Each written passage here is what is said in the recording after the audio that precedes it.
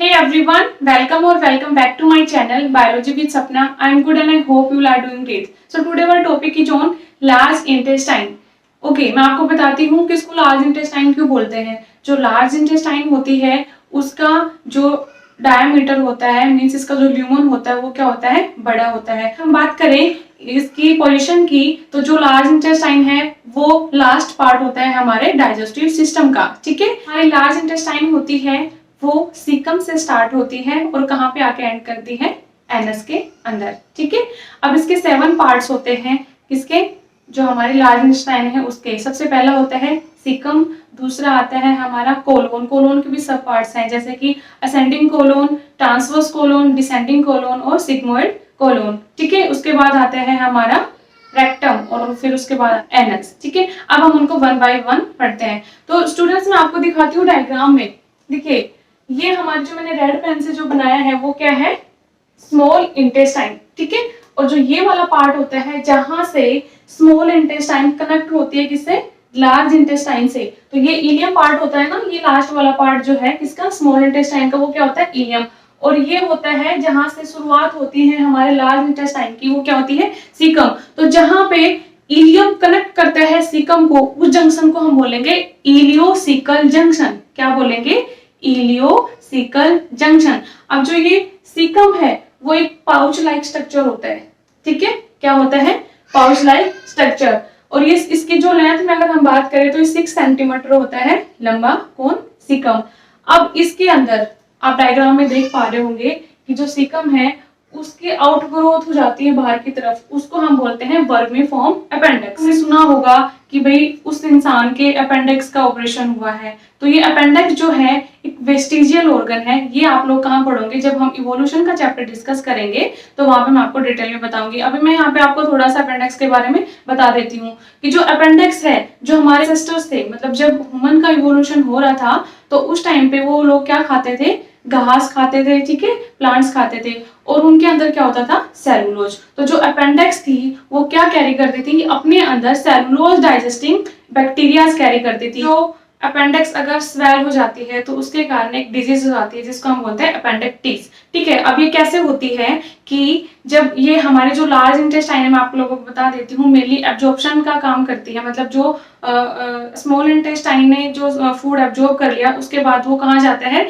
Large intestine के पास। और large intestine है वो मेनली क्या काम करती है, वाटर और कुछ न्यूट्रिएंट जो बच गए फूड के अंदर उसका एब्जॉर्प्शन कर देगी और जो अनवांटेड मटेरियल है उसको स्टोर करके रखती है और बाद में उसको वो रिमूव आउट कर देती है एनएस के थ्रू। ठीक है, तो जो लार्ज इंटेस्टाइन है हमारी, उसका जो सीकम पार्ट है उसके अंदर अपेंडिक्स है। अब ये अपेंडिक्टिस, अब क्या होगा कि जब फूड इसके अंदर से जब एब्जॉर्ब होना स्टार्ट हो रहा होता है तो कुछ फूड जो है अपेंडिक्स के अंदर मानो चल गया तो वो क्या होगा, वहां पे मतलब सड़ना स्टार्ट कर देगा। उसकी वजह से वहां पे बहुत हार्मफुल बैक्टीरियाज की ग्रोथ होगी जिसकी वजह से क्या होगा, अपेंडिक्स जो है स्वेल हो जाएगी और उसकी वजह से एब्डोमिनल पार्ट में क्या होगा, पेन होना स्टार्ट हो जाता है। उसी को बोलते हैं हम अपेंडिक्टिस। इस रीजन में क्या किया जाता है, जब अपेंडिक्टिस हो जाती है किसी को तो अपेंडिक्स को वहां से रिमूव कर दिया जाता है क्योंकि इसका कोई काम तो है नहीं। ये क्या है, वेस्टिजियल ऑर्गन। आता है हमारा कोलोन। ठीक है, अब सीकम जो है वो लीड करता है कोलोन के अंदर जो डिवाइडेड है 4 रीजन के अंदर। अब कोलोन के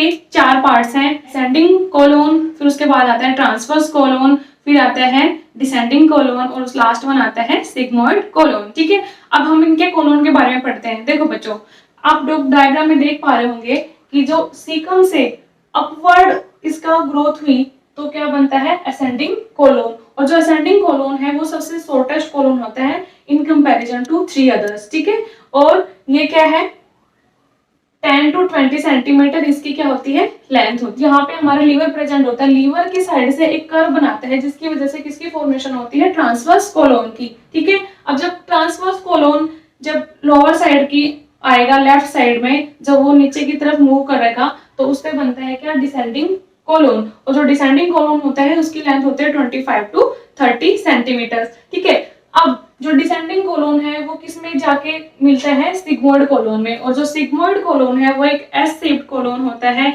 जो हमारे फीकल मैटर को स्टोर करके रखता है तब तक के लिए जब वो रेक्टम के अंदर पास ऑन ना हो जाए। ठीक है, अब एक क्वेश्चन अराइज होता है यहाँ पे कि जो सिग्मोइड कोलोन है इसका फॉर्मर नेम क्या था। तो इसको पहले की स्टडीज में इसको पेल्विक कोलोन का नाम दिया गया था, लेकिन अब इसका बदल के क्या कर दिया गया है, सिग्मोइड कोलोन। तो ये क्वेश्चन आ सकता है कि जो सिग्मोइड कोलोन है उसका फॉर्मर नेम क्या था, तो आप लोग क्या बताओगे, पेल्विक कोलोन। ठीक है, अब पेल्विक कोलोन जो है इसकी लेंथ की अगर हम बात करें तो कितनी होती है, 40 सेंटीमीटर।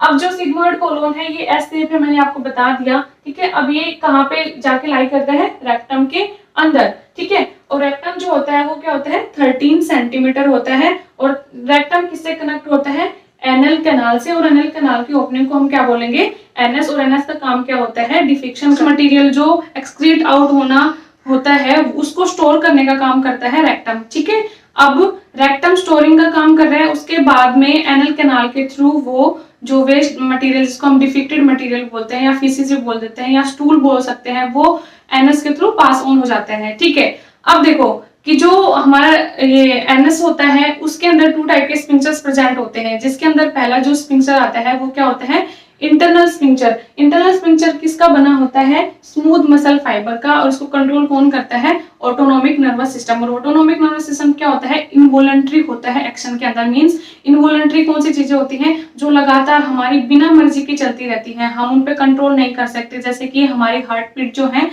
पूरे टाइम 24 आवर्स जो है पूरे वो बीट करती रहती है। ठीक है, जैसे, और दूसरा हमारा आता है कौन सा, एक्सटर्नल स्फिंक्टर। ये स्केलेटन मसल्स का बना होता है और ये जो होता है ह्यूमंस के कंट्रोल में होता है। मींस ये वॉलंटरी होता है एक्शन के अंदर।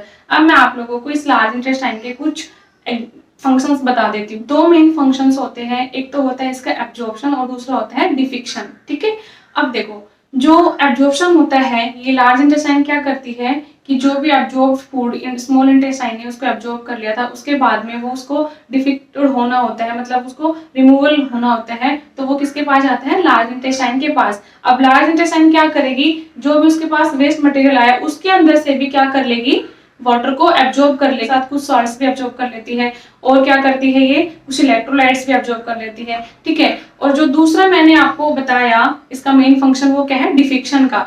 अब देखो जब बच्चा छोटा होता है, इन्फेंट्स के अंदर जो डिफिक्शन है वो इनवॉलंटरी होती है एक्शन के अंदर। और इसका वो क्या फंक्शन है, जो हमारी लोअर इंटेस्टाइन होती है वो क्या करते हैं, यहाँ पे इसके अंदर कुछ गुड बैक्टीरियाज भी होते हैं जो सिंथेसिस करते हैं विटामिन के की, और कुछ विटामिन बी कॉम्प्लेक्स की सिंथेसिस भी करती है। ठीक है, तो स्टूडेंट ये था आज का हमारा टॉपिक। आई होप आप लोगों को समझ में आया होगा। फिर भी अगर नहीं आया तो आप लोग अपने जो डाउट्स हैं वो कमेंट सेक्शन में डालिए, मैं वहाँ पे आपको आंसर करूंगी। तब तक के लिए स्टूडेंट सेफ रहिए, पढ़ते रहिए, और प्लीज मेरी वीडियोस को लाइक करिए, शेयर करिए, कमेंट करिए, और जो भी मेरे चैनल पे न्यू आते हैं प्लीज प्लीज प्लीज सब्सक्राइब किए बिना नहीं जाइएगा।